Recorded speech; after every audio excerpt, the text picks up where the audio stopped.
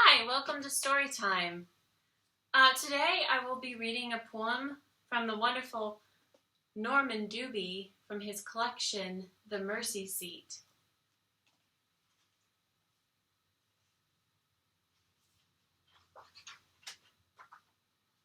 This poem is called Elizabeth's War with the Christmas Bear. I hope you're all nice and cozy. Have turned your cell phones off. Have a nice cup of tea next to you. Go ahead and make sure my phone's off. Okay.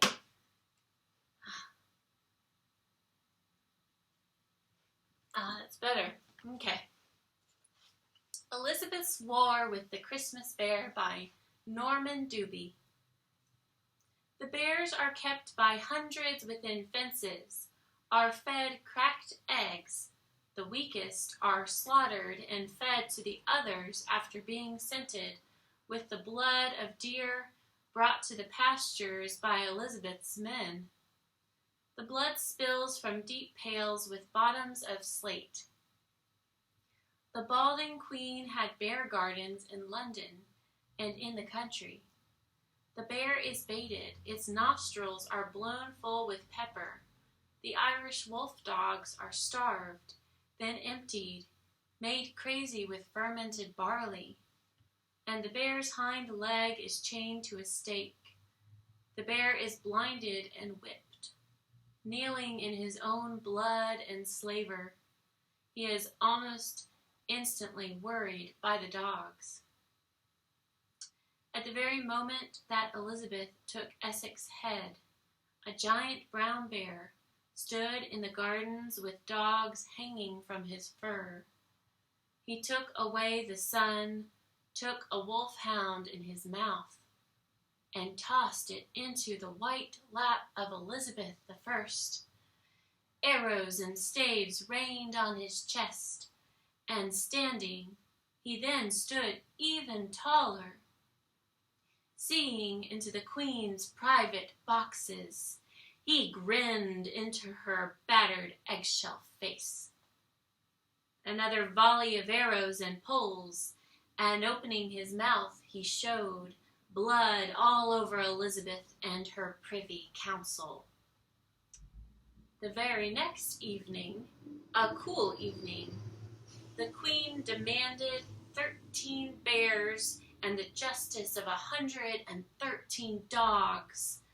She slept all that Sunday night and much of the next morning.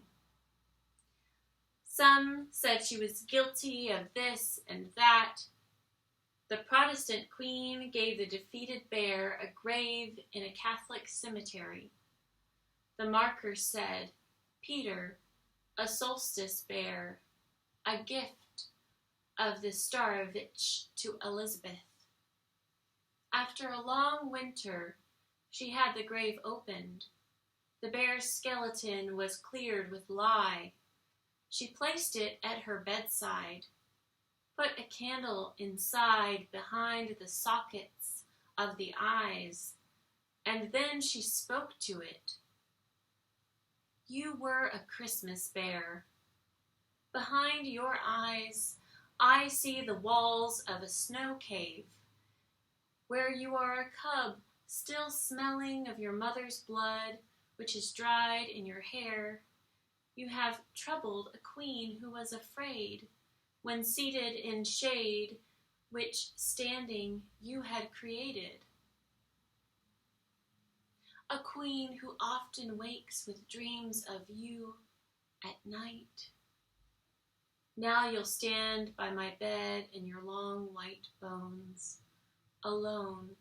You will frighten away at night all visions of bear. All day you will be in this cold room, your constant grin.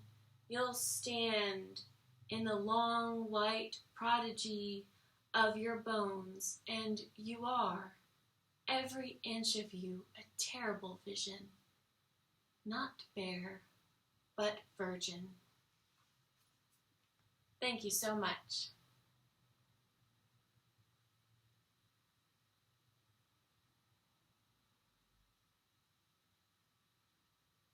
hope you enjoyed that poem from Norman Dubie. Have a great day.